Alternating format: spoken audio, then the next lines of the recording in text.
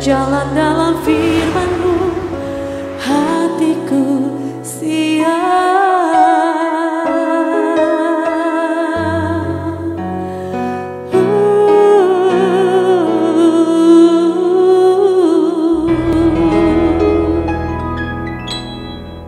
Shalom God Lovers, senang berjumpa kembali dalam program Rest in God pada malam hari ini.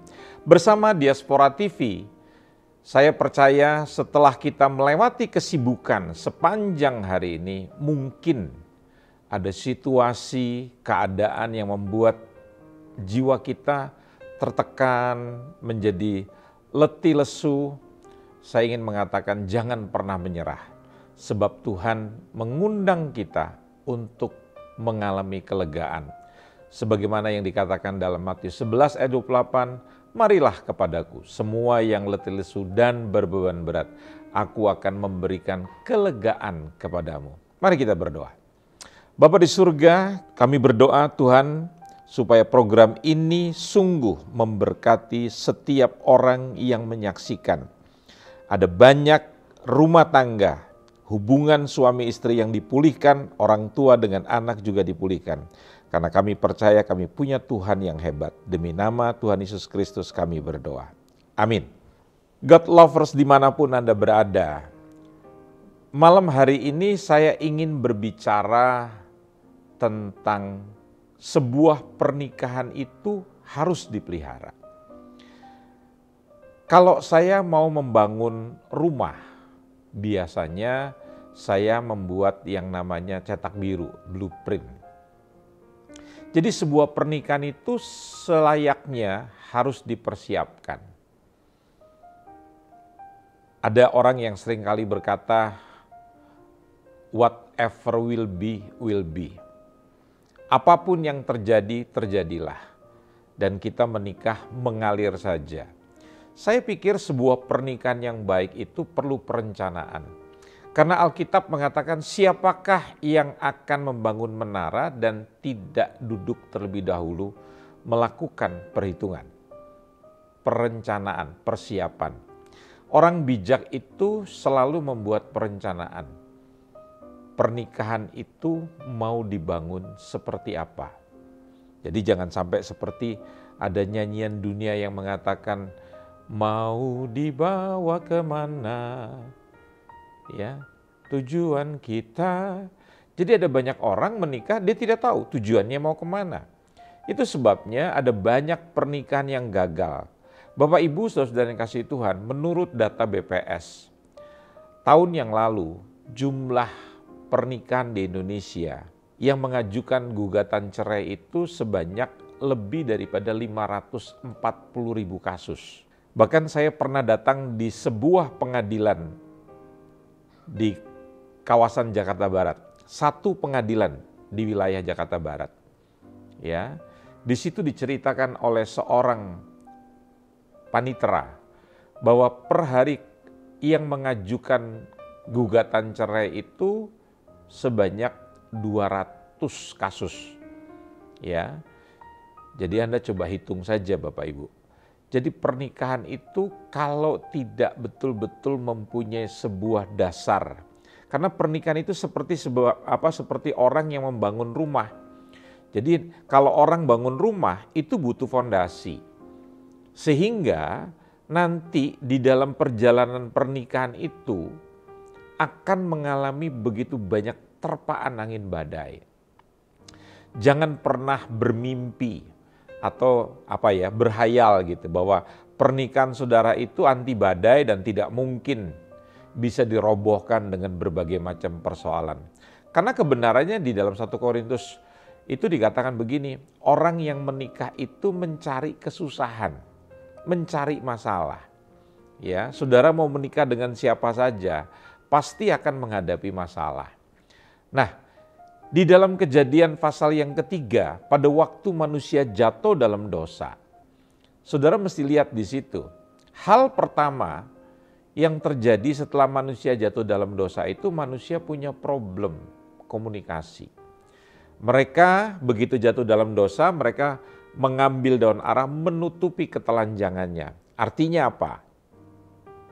di dalam pernikahan, kasus atau masalah komunikasi itu menjadi faktor pertama. Ya, hari ini saudara bisa lihat kita tidak pandai berkomunikasi dengan pasangan. Sehingga di dalam keluarga kita bisa membentak pasangan, kita bisa membohongi, kita tidak bercerita jujur, kita takut pasangan kita tahu kekurangan kita.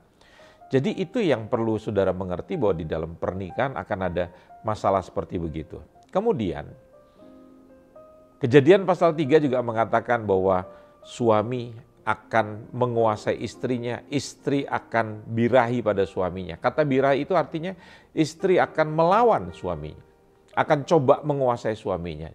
Artinya di dalam pernikahan itu ada terjadi kekacauan peranan atau perebutan kedudukan.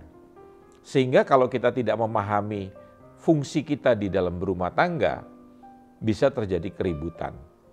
Ada istri yang dominan dan mau menjadi pemimpin. Istri itu kodratnya tidak pernah diciptakan oleh Tuhan menjadi penguasa, pemimpin, tetapi dia menjadi pendamping, penolong. Dia dijadikan sebagai tulang rusuk. Ya. Ini yang perlu Anda sadari. Kemudian hal yang ketiga setelah manusia jatuh dalam dosa, bahwa keturunan daripada perempuan ini akan menginjak daripada kepala ular. Tetapi si ular itu akan menggigit kaki daripada keturunan itu. Saudara tahu, kehancuran dalam rumah tangga terjadi karena serangan setan. Ada banyak keluarga yang tidak percaya adanya setan. Nah, ini bahaya sekali. Dan juga bisa terjadi serangan dari orang ketiga. Dari mertua, dari orang tua, dari ipar, bahkan dari teman-teman, dari pendeta di gereja. Itu kalau tidak hati-hati mencampuri rumah tangga itu, yang mestinya rumah tangga itu otonom, tapi kita biarkan keluarga mencampuri kemandirian rumah tangga kita. Anak-anak harus meninggalkan orang tuanya bersatu dengan pasangan. Saya juga orang tua, saya juga mertua. Jadi begitu anak saya menikah, saya tidak pernah mencampuri rumah tangga anak saya. Jadi kalau ada hal yang bagaimana, saya coba memberikan nasihat pada mereka berdua. Tetapi saya tidak ingin ikut campur. Keputusan di tangan mereka. Kita harus belajar anak-anak kita mandiri. Jangan sampai kita jadi mertua, orang tua mencampuri rumah tangga daripada anak-anak kita. Nah, itu yang harus saudara pahami. Jadi orang ketiga dalam keluarga itu bisa menghancurkan pernikahan kita. Jadi kita perlu belajar sebagai suami istri untuk bersatu. Ya, nasihat orang tua, teguran orang tua itu kita dengarkan, tetapi kitalah yang harus mengambil keputusan. Jangan sampai ada orang luar, orang ketiga mencampuri di mana letak kulkas kita, di mana kita harus tinggal. Biarkanlah pasangan mengambil keputusan. Dalam hal ini istri harus belajar membiarkan suamimu untuk berani mengambil keputusan. Hal yang keempat yang bisa terjadi di dalam sebuah keluarga, dalam pernikahan yang bisa menghancurkan, itu adalah kalimat yang dikatakan dengan susah payah kamu akan mengais rezekimu. Faktor ekonomi. Pada pandemik selama 3 tahun kemarin dilaporkan oleh BKKBN, ya, Badan Keluarga Berencana itu menceritakan bahwa salah satu penyebab banyaknya terjadi perceraian di masa pandemik itu adalah masalah ekonomi. Orang-orang yang tadinya terbiasa menerima uang yang cukup banyak karena kesusahan yang panjang itu membuat penghasilan mereka menurun. Dan kalau mereka tidak mempunyai dasar yang benar, fondasi yang benar, masalah keuangan itu bisa menimbulkan keributan, orang menjadi curiga. Saya beri contoh, belum lama ini saya mendengar ada seorang ibu muda, dia mengatakan dia mengambil keputusan untuk bercerai dari suaminya karena suaminya tidak pernah memberikan dia uang. Hanya memberikan dia uang kalau dia punya kebutuhan, dan itu dibatasi. Jadi mereka saling tertutup dengan keuangan. Padahal orang kalau menikah itu harus mempunyai satu dompet. Ya. Jadi bukan dompetku, dompetmu, utangku. Utangmu sendiri begitu. Nggak bisa. Kita kalau sudah menikah, kita harus belajar punya satu pembukuan, satu keuangan. Kita harus terbuka. Itu gunanya pernikahan, saudara. Nah, jadi dengan kasus-kasus seperti ini, saya mengatakan bahwa pernikahan itu harus dipersiapkan. Itu yang pertama. Yang kedua, pernikahan itu harus dibangun. Nah, ada banyak orang menginginkan bahwa pernikahan itu jadi dengan sendirinya gitu. Nggak bisa, pernikahan itu nggak bisa otomatis. Pernikahan itu kerjanya adalah dibangun setiap hari. Jadi mau seperti apa rumah tangga saudara? Ya, jadi itulah istilah rumah tangga. Jadi betul-betul harus dipersiapkan, harus dibangun. Dan yang selanjutnya, sebagaimana saudara punya rumah baru, saudara sudah membangunnya dengan begitu susah payah, tapi saudara perlu dipelihara rumah itu. Karena kalau tidak dipelihara, maka yang asing-asing itu, serangga apa segala macam, tikus, hama-hama itu akan masuk ke rumah saudara dan merusak, menghancurkan rumah saudara. Contohnya apa? Rayap, begitu. Ada yang bilang, tapi kan dinding-dindingnya semua Pak sudah pakai bahan yang bagus. Saya mau kasih tahu, tidak ada yang kebal terhadap dosa. Coba bayangkan, Anda pernah membayangkan nggak? Adam dan Hawa itu tinggal di Taman Eden dengan perlindungan Bapa yang luar biasa. Allah itu melengkungi mereka. Tapi setan berhasil loh, bisa menarik mereka keluar dari Taman Eden dan masuk ke taman yang lain yang penuh dengan dosa. Ya, jadi jangan ada orang yang merasa dirinya sakti. Ukurannya begini, kalau saudara kebal terhadap nyamuk, saudara kebal terhadap bakteri, terhadap virus, itu artinya saudara kebal terhadap dosa. Tidak ada manusia yang kebal. Penyakit masih bisa mendatangi kita. Ya, orang takut dengan virus corona, orang takut dengan virus kanker, ya, orang takut dengan penyakit-penyakit yang berbahaya. Tetapi seringkali kita tidak pernah takut terhadap dosa. Saya mau tegaskan, dosa itu menghancurkan pribadi, menghancurkan hubungan, menghancurkan keluarga, menghancurkan keturunan saudara, dan menghancurkan masa depan hidup saudara. Itu pekerjaan daripada setan. Itu sebabnya kita mesti menjaga rumah tangga. Dan yang keempat, jadi setelah dipersiapkan, dibangun, dipelihara, yang keempat kita perlu melakukan perbaikan-perbaikan. Tidak ada rumah yang dibangun akan terus kokoh. Pasti akan ada kerusakan. Dalam perjalanan pernikahan saudara ada hal-hal yang perlu diperbaiki. Mungkin saudara adalah orang yang temperamental. Ada orang kalau marah itu berseri. Tidak seperti yang dikatakan oleh firman. Kamu boleh marah, tapi begitu matahari terbenam, kemarahanmu sudah harus selesai. Itu disiplin dan itu adalah latihan yang harus kita kembangkan. Kita cuma ikut latihan-latihan olahraga, senam yang bagus supaya kita punya bentuk badan yang bagus, timbangan badan yang ideal, punya kesehatan yang baik. Tapi kita tidak pernah memelihara begitu pernikahan kita.